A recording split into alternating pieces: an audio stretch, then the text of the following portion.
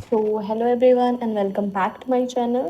तो मैंने पिछली वीडियो में आप लोगों को बताया था कि एनाटॉमी को आपको कैसे पढ़ना है, और इस वीडियो में मैं आप लोगों को फिजियोलॉजी और बायोकेमिस्ट्री का बताने वाली हूँ।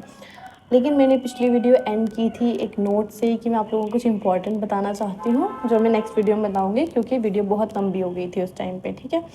सो वो बात ये थी कि अब आप लोग इतना बड़ा एग्ज़ाम क्रैक करके आ रहे हो। ठीक है।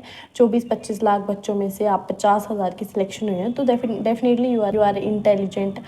लेकिन एमबीबीएस में आकर के कोई इंटेलिजेंट और कोई डल नहीं होता है। यहाँ पे सारे इंटेलिजेंट हैं। ठीक है। यहाँ पे सब एक जैसे हैं, सारे टॉपर्स यहाँ उठ के आए होते हैं। लेकिन बहुत सारे बच्चे यहाँ आने के बाद हो जाते हैं फेल, एमबीबीएस में फेल। क्या है ये भाई, कैसे हो जाते हैं फेल? हम तो भाई इतने इंटेलिजेंट हैं, ये सोच रहे हो ना। बेसिकली बात क्या होती है, बच्चे आते हैं जोश में कि हाँ अब तो हमने 1 साल मेहनत कर ली, अब तो हमारा फुल इंजॉय है। लेकिन बेटा आपको हर टाइम इंजॉय नहीं करना है। मैं मानती हूँ आप इंजॉय करो, ठीक है। आप एक ऐसे फेस आए हो जहाँ पे इंजॉयमेंट डिजर्व करते हैं हम लोग, ठीक है। तो आप लोग करो इंजॉय, लेकिन इतना भी इंजॉय मत करो कि आप पढ़ाई को बिल्कुल ही भूल जाओ। इसलिए बच्चे फेल हो जाते हैं। अगर आप कंसिस्टेंट रहोगे, मैंने आपको बोला 2 से 4 घंटे आप लोग कंसिस्टेंट रहोगे तो आप कभी फेल नहीं होगे। ठीक है, याद रखना मेरी बात। और इन केस अगर आप लोग फेल हो जाते हो तो उस चीज़ का आप लोगों को डीमोटिवेशन नहीं लेना है कि मैं तो टॉप पर था, 90% लाता था, 95% आता था। यहाँ पे मुझे नहीं लगता 60% से ज़्यादा किसी के नंबर आते हैं। ठीक है। अगर आप लोग किसी एग्ज़ाम को पास कर रहे हो ना, so that is good enough for you. That means you are very intelligent. अगर आप पास कर रहे हो किसी एग्ज़ाम को, जस्ट पास। ठीक है। अगर आप लोग 60% लाते हो फिर तो बहुत ही बढ़िया है। ठीक है। इसलिए डीमोटिवेट यहाँ पर नहीं होना है आप लोग। अभी आप लोग जब आ जाओगे तो मैं दोबारा उस पर वीडियो बनाऊँगी, क्योंकि मुझे पता है बहुत लोग ये चीज़ फेस करेंगे। ठीक है। सो स्टार्ट करते हैं हम लोग फिजियोलॉजी के साथ। तो फिजियोलॉजी में आप लोगों को क्या पढ़ना होता है, क्या होती है फिजियोलॉजी? फिजियोलॉजी होती है कि आप लोगों को बॉडी के फंक्शंस पढ़ने होते हैं। एनाटॉमी में आपने पढ़ा स्ट्रक्चर, अब हम पढ़ेंगे इसके फंक्शन। जैसे हमने पिछली वीडियो में देखा था कि हार्ट के बारे में हमें बताएंगे कि कैसा स्ट्रक्चर होता है हार्ट का। फिजियोलॉजी में हमें क्या बताएंगे कि जो हार्ट है हमारा वो फंक्शन कैसे करता है, क्या उसके फंक्शंस होते हैं।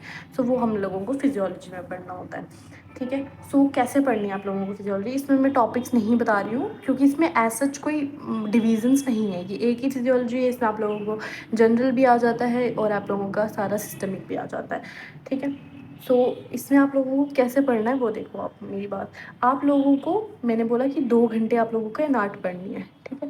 फिर उसके बाद 1 घंटा आप लोगों को फिजियोलॉजी को ज़रूर से ज़रूर देना है। देखो, आप लोगों के एनाटॉमी से फुर्सत ही नहीं मिलेगी। देख लेना, आप मेरी बात याद रखना, एनाटॉमी से आप लोगों को फुर्सत ही नहीं मिलेगी। जो टाइम जैसे आप बोर हो जाओगे ना एनाटॉमी पढ़ते पढ़ते, फिर आप लोग फिजियोलॉजी को खोलोगे।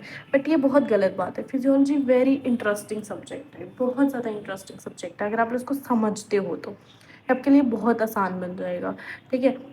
अब जैसे हार्ट की ही बात है, तो हार्ट को पढ़ने के लिए इसमें आप लोगों को पूरा CVS पढ़ना होगा, कार्डियोवैस्कुलर सिस्टम पूरा आप लोगों को पढ़ना होगा। जिसमें आप लोगों को बताया जाएगा कि ECG कैसे वर्क करता है, क्या क्या उसके वेव्स होती हैं, क्या लीड्स होती हैं उसमें। तो वो सब चीज़ आप लोगों को बताई जाएगी। तो इसमें भी मैं आप लोगों को सेम बोलूँगी कि आप लोगों को क्या करना है। सबसे पहले क्लास अटेंड करनी है, अपनी लेक्चर अटेंड किया, उसके बाद आप लोगों ने क्या करना है, इसको घर जाके रीड या रिवाइज़ करना है। ठीक है। रिवाइज़ कर लिया आपने। मैंने आप लोगों को बुक बोली थी, इसके लिए या तो आप लोग गाइटन यूज़ कर लो, ठीक है, या फिर आप लोग क्या यूज़ कर सकते हैं, कोई भी AKJN यूज़ कर सकते हो आप, या फिर आप लोग क्या कर सकते हो, GK पॉल यूज़ कर सकते हो। ठीक है। जब आप लोगों को ये पढ़ाया जाता है क्लास में, उसके बाद अपना बुक से पढ़ो। मैंने तो GK पॉल से पढ़ा है। ठीक है। कुछ टॉपिक्स मैंने गाइटन से भी पढ़े, बट मेरे से गाइटन कंप्लीट नहीं होती है गाइटन। ठीक है। गाइटन में थोड़ा सा डिफ़िकल्ट लैंग्वेज में दिया हुआ है। तो अगर आप लोग वो डिफ़िकल्ट लैंग्वेज अगर वो ठीक लगती है आप लोग, तो आप गाइटन से भी पढ़ सकते हो। Otherwise you can go for GK Paul और AKJN। ठीक है। सो फिर आप लोगों को GK पॉल से उस टॉपिक को क्या कर लेना है, रिवाइज़ कर लेना है। ठीक है। अब आपने रिवीजन कर ली, उसके बाद आपके किसके क्या होते हैं, प्रैक्टिकल्स। ठीक है। बेटा प्रैक्टिकल्स में इसमें वो नहीं है कि आपको दिखाया जाएगा कि हार्ट कैसे फंक्शन करता है, वो नहीं है। वो नहीं है आपका प्रैक्टिकल्स में।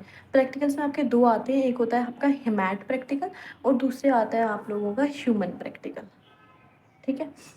हेमैट प्रैक्टिकल मतलब ब्लड के, हेमैट मतलब ब्लड के रिलेटेड। जो हेमैट के प्रैक्टिकल्स होते हैं इसमें आप लोगों को क्या करना होता है, अपने ब्लड के साथ एक्सपेरिमेंट करने होते हैं, यानी कि आपको ब्लड के अंदर कौन कौन से सेल्स हैं आप लोगों के वो देखने होते हैं आप लोगों को। ठीक है, आप लोगों को WBC काउंट देखना होता है अपने ब्लड के अंदर, RBC काउंट देखना होता है, आपका हेमोग्लोबिन कितना है, आप लोगों का ब्लड ग्रुप कौन सा है, वो सारी आप लोग हेमैट में देखते हो। ठीक है, और ह्यूमन्स में आप लोगों को क्या रहता है, जो आपकी क्रेनियल नर्व्स होती है ना वो रहते हैं आपका, मतलब क्रेनियल नर्व्स कौन सी क्रेनियल नर्व किस पार्ट को सप्लाई करती है, फिर अगर वो डैमेज हो जाएगी तो उसकी वजह से क्या लीजन होगा, क्या प्रॉब्लम्स होंगी उसकी वजह से, वो उसमें आ जाता है। और इसमें आप लोग पढ़ते हो जो भी रिफ्लेक्सेस वगैरह हैं हमारे, तो वो सारे आप लोग ह्यूमन प्रैक्टिकल में पढ़ते हो। इसी में आप लोग ECG भी पढ़ते हो। ठीक है, और इसी में आप लोग स्पायरोमेट्री होता है जो आप लोगों का रेस्पायरेशन रेस्पायरेशन को मेजर करता है, आपके रेस्पायरेटरी रेट को। ठीक है, तो वो सब भी आप ह्यूमन प्रैक्टिकल में पढ़ते हो। ठीक है, तो इसमें आपको एग्जैक्टली ऐसा नहीं है कि आपको दिखाया जाएगा कि हार्ट कैसे ब्लड पंप कर रहा है, वो आप लोगों को इमेजिन करना है उसके फंक्शंस।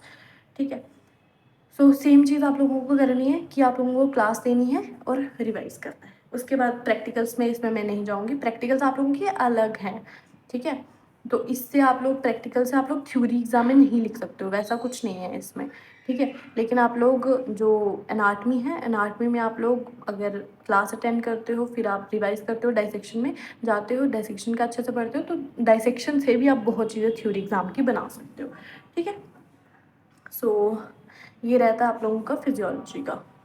ठीक है, अब मैं आ जाती हूँ बायोकेमिस्ट्री पे।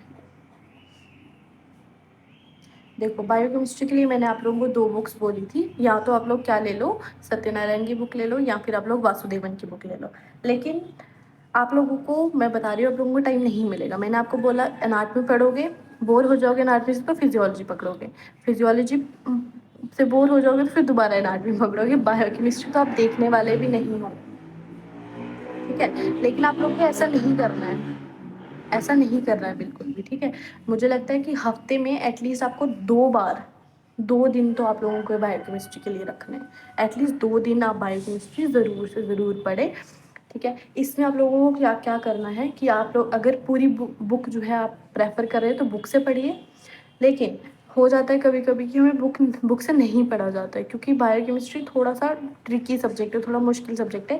इसमें आप लोगों को बेसिकली मॉलिक्यूल्स के बारे में पढ़ना होगा। जैसे आप लोगों ने वो पढ़ के आए हो ना, आप लोग क्या बोलते हैं उसका, बायोमॉलिक्यूल्स, है ना, बस वही है पूरा का पूरा बायोकेमिस्ट्री। इसमें भी आप लोगों को साइकिल्स पढ़ने हैं, यूरिया साइकिल आप लोगों को पढ़े हैं, जैसे आप लोगों की ग्लाइकोलिसिस थी वो भी इसमें आती है, आप लोगों का वो क्रेब्स साइकिल था वो भी इसमें आता है। तो वैसे टाइप की चीज़ें आप लोगों को बायोकेमिस्ट्री में पढ़नी है। सो एटलीस्ट 2 दिन आप लोग दो बायोकेमिस्ट्री को। ठीक है, सो इसमें आप लोग रेफ़र कर सकते हो जम्बुलकर सर के नोट्स, जम्बुलकर सर के नोट्स। ठीक है,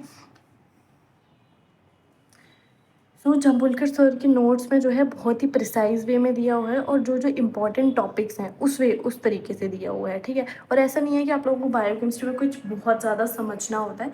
इसमें आप लोगों की रिटेनिंग पावर है कि आप लोगों को कोई साइकिल याद करना है तो उसमें आप समझ के तो कुछ नहीं करोगे, उसमें आपको याद ही करना है कि इस सबस्टांस से ये बन रहा है। ठीक है, तो वो आप लोगों की, उसके लिए आपको रिटेनिंग पावर जो है वो क्या होनी चाहिए, अच्छी होनी चाहिए आप लोगों की। ठीक है, सो आप लोग अगर बार बार रिवाइज करते जाओगे तो वो ऑटोमेटिकली आप लोगों के दिमाग में फिट होता जाता है। ठीक है, थोड़ा बहुत इसमें समझने का होता है, जैसे कैंसर वगैरह इसमें रहता है, ट्यूमर मार्कर्स आप लोगों के रहते हैं, तो वो आप लोग समझ भी सकते हो इसमें। ठीक है, केमिस्ट्री में भी आप लोगों को क्या करना है, लेक्चर अटेंड करना है, उसके बाद आप लोगों को घर आकर के इसको रिवाइज करना है। अब मैं बोल रही हूँ आपको पूरे हर टाइम आप रिवाइज नहीं कर सकते, तो एटलीस्ट हफ्ते में 2 दिन आप लोगों को निकालना है रिवाइज करने के लिए। ठीक है, so that's all for this video. मैंने आप लोगों को सारी चीज़ें बता दी हैं। मैंने एनाटमी का भी बता दिया, बायोकेमिस्ट्री का भी बता दिया, और फिजियोलॉजी का भी मैंने आप लोगों को बता दिया है। अगर जिसको भी एनाटमी का देखना है तो वो मेरी पुरानी वीडियो देख सकता है, मैंने पार्ट 1 में उसको डिस्क्राइब किया हुआ है। और अगर आप लोगों को कोई भी डाउट है किसी भी सब्जेक्ट के रिलेटेड तो वो आप लोग मुझे बता सकते हैं। और ये मैंने आप लोगों को यूनिवर्सिटी एग्ज़ाम्स के लिए पर्टिकुलरली नहीं बताया है, ये मैंने आप लोगों को कॉन्सेप्ट क्लियर करने के लिए बताया है कि क्या क्या चीज़ें आप लोगों को करनी है, ताकि आप लोगों को एक आइडिया रहे कि आप लोगों को क्या क्या पढ़ाया जाता है, क्या क्या आप लोगों को पढ़ना है, उसके बारे में एक आइडिया रहेगा आप लोगों को। ठीक है, सो अगर आप लोगों को वीडियो पसंद आए तो वीडियो को लाइक करें, चैनल को सब्सक्राइब करें, ताकि आप लोगों को इसी तरीके की वीडियो जो है वो मिलती रहें। Thank you.